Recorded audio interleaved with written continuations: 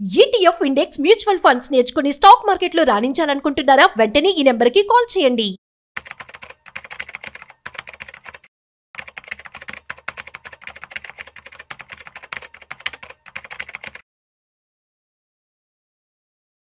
నమస్తే, welcome to Vishnu talks. నేను విష్ణు. ప్రస్తుతం మనతో పాటు senior stock market analyst Sundararamareddy గారు ఉన్నారు. సార్తో మాట్లాడదాం.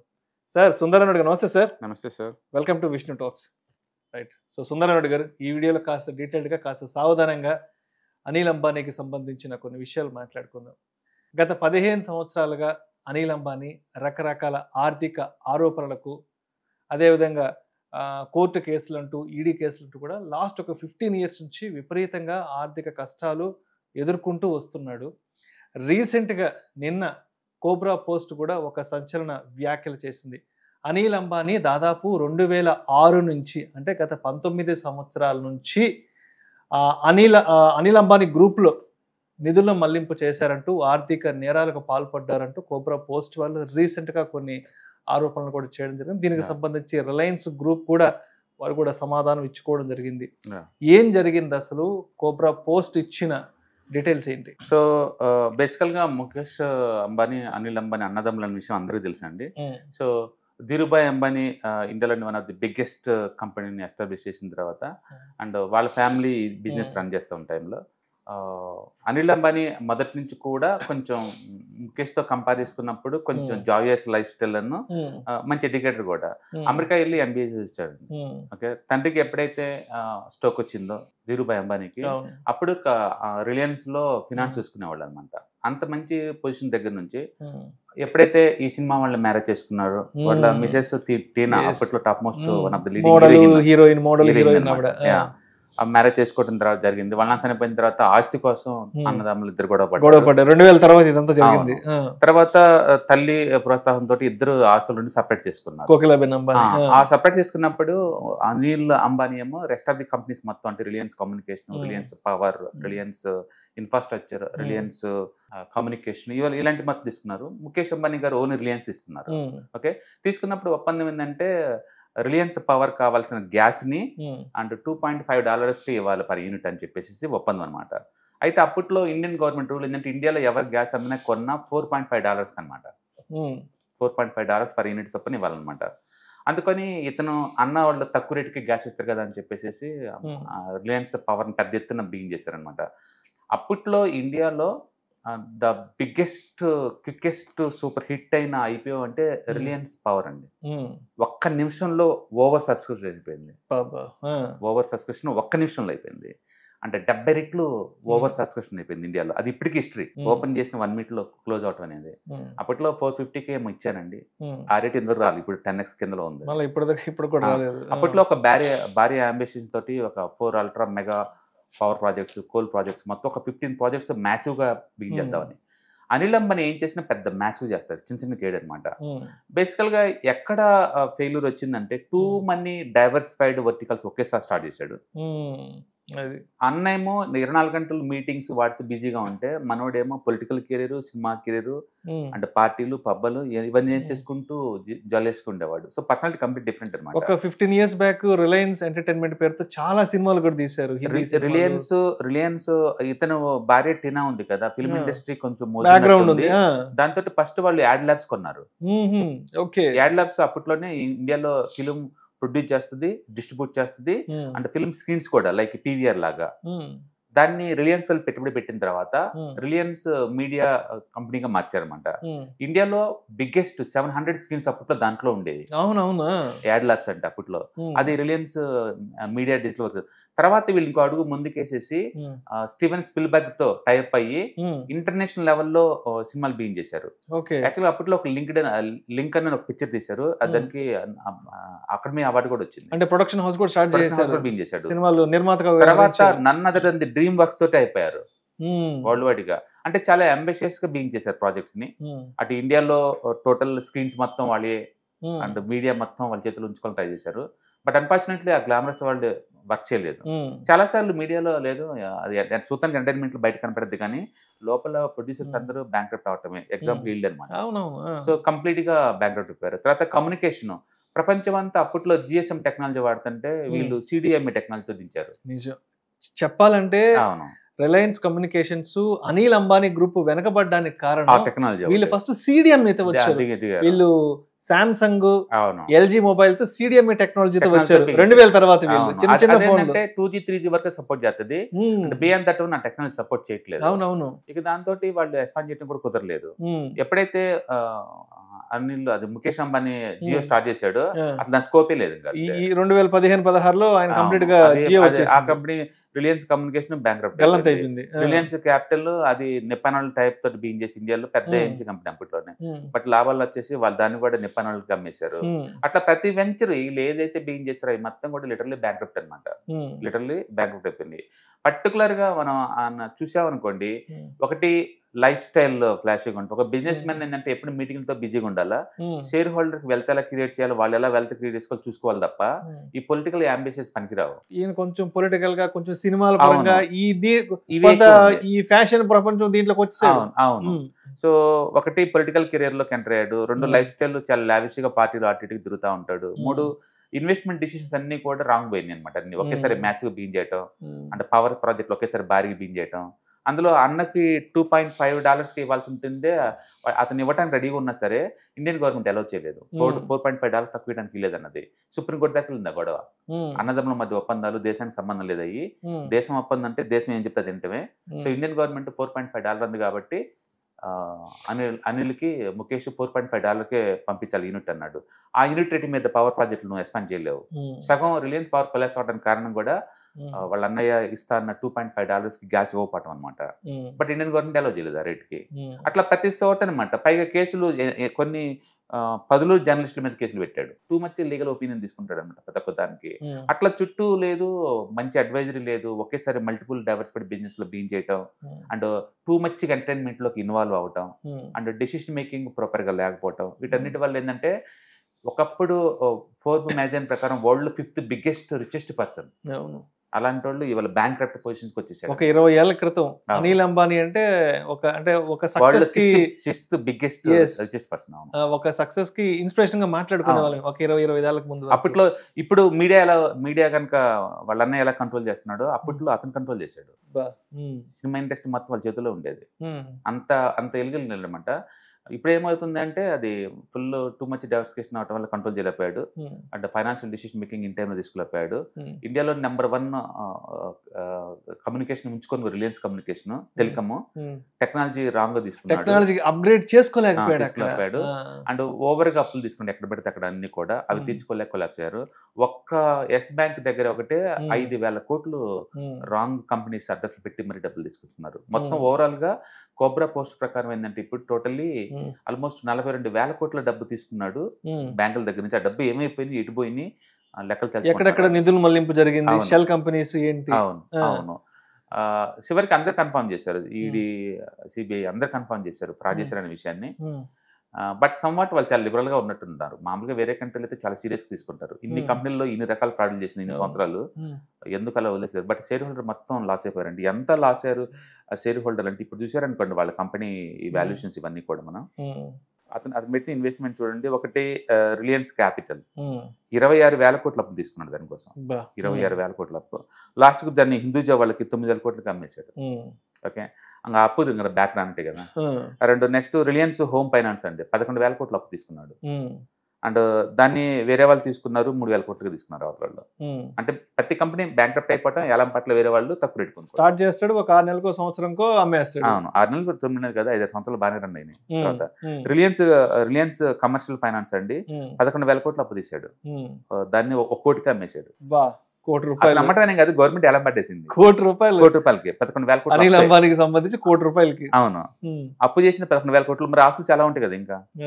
రైట్, అందుకని ఈ మధ్య ఇట్లా బ్యాంక్రప్ట్ అయిన కంపెనీలు కొంటే హ్యాపీగా లా పెట్టుకున్నారు అందరూ. తక్కువకి వస్తాయి కదా. ఒక్క అదాన్ని వాళ్ళే 18 కంపెనీలు కొన్నారు లాస్ట్ 2-3 ఇయర్స్.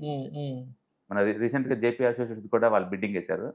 చాలా పెద్ద మొత్తం రియల్ ఎస్టేట్ 5,000 ఎకరాలు అది ఆల్మోస్ట్. ఓకే, అట్లా ఇది ఇప్పుడు అలోక్స్ టెక్స్టైల్స్ కొన్నారు రిలయన్స్ వాళ్ళు. అంటే ఈ బ్యాంక్రప్ట్ అయిన ఏమో తక్కువ రేట్ దొరుకుతుంది అన్నమాట వీళ్ళకి. సక్సెస్ఫుల్ బిజినెస్ మ్యాన్కి అది చాలా ఈజీ హ్యాండిల్ చేయడం. అంటే రిలయన్స్ ఇన్ఫ్రాస్ట్రక్చర్ 6,000 కోట్లు ఇంతవరకు అది ఎవరికి ఇంకా తీసుకోలేదని. రిలయన్స్ పవర్ 15,000 కోట్లు. ఇదైతే సర్వే అవుతుంది ఎందుకంటే పవర్ ఇప్పుడు హాట్ బిజినెస్ కాబట్టి ఇండియాలో స్టిల్ అప్పు ఉంది దానికి. అండ్ రిలయన్స్ నావెల్ని వీళ్ళు 12,000 కోట్లు అప్పు తెచ్చారు.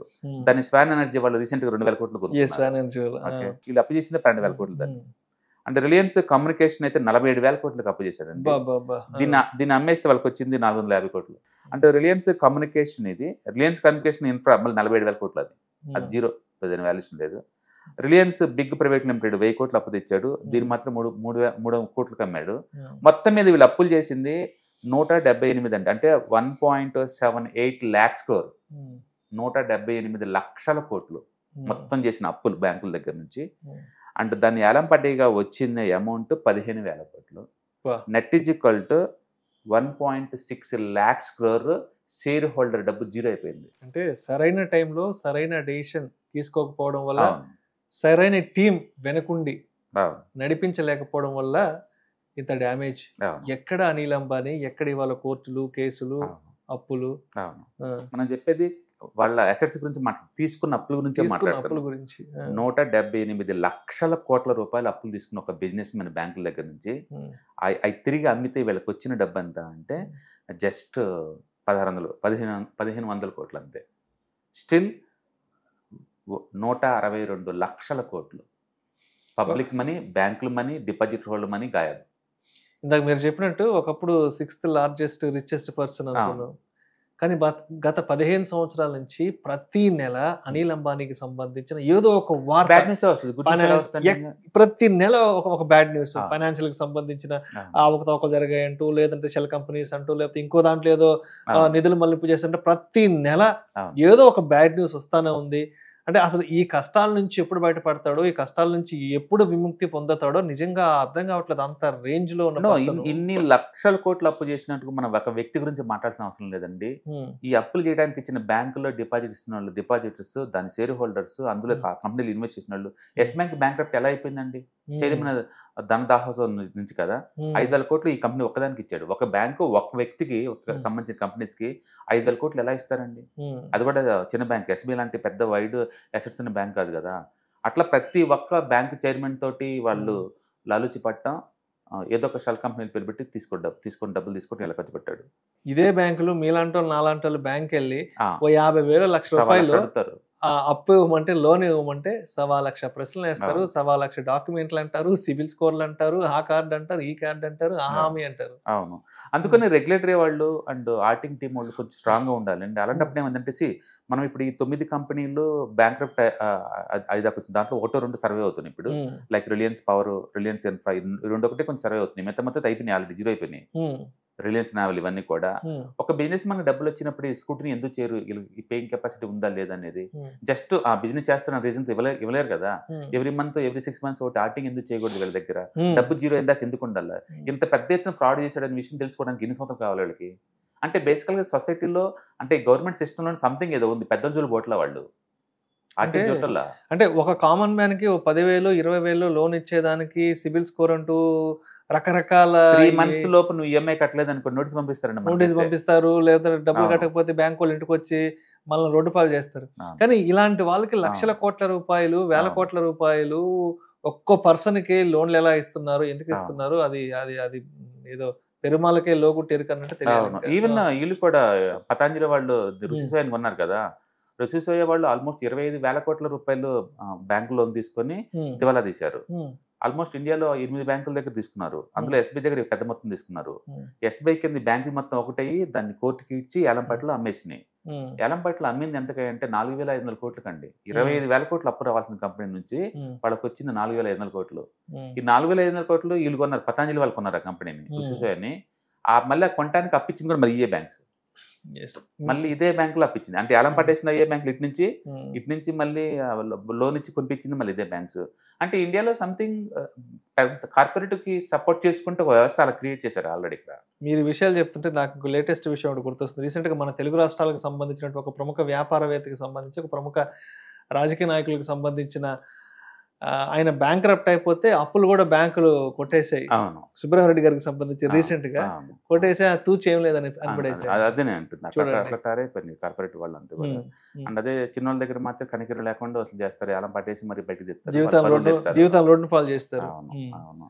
బట్ అన్ఫార్చునేట్లీ ఇప్పుడు మనం బాధపడాల్సింది ఏంటంటే ఈ బ్యాంకులు ఇచ్చిన బ్యాంకుల పరిస్థితి ఏంది, బ్యాంకులో డిపాజిట్ చేసుకున్న పరిస్థితి ఏంది, ఇందులో కంపెనీ చేసిన ఎంప్లాయీస్ పరిస్థితి ఏంది, ఒక వ్యక్తి యొక్క గ్రీడీ వల్ల, ఒక వ్యక్తి యొక్క ఇన్ఎఫిషియన్సీ వల్ల, ఒక వ్యక్తి తీసుకునే డిసిషన్ మేకింగ్ వల్ల ఎంతమంది ఎఫెక్ట్ అవుతున్నారో చూసుకోండి.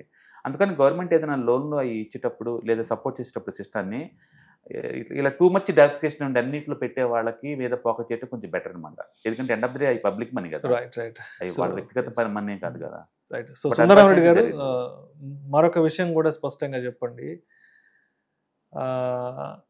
ధీరూభాయ్ అంబానీ లాంటి ఒక పెద్ద విజనరీ, ఒక పెద్ద రిలయన్స్ ఒక బిజినెస్ ఎంపైర్ని స్టార్ట్ చేసినటువంటి ధీరూభాయ్ అంబానీ కొడుకు అయ్యి ఉండి ముఖేష్ అంబానీ లాంటి ఇండియాస్ రిచెస్ట్ పర్సన్, వరల్డ్లోనే టాప్ 10లో ఉన్నటువంటి అన్నని కలిగి ఉన్నటువంటి అనిల్ అంబానీ పరిస్థితి ఇవాళ ఈ స్థాయికి వచ్చింది కదా.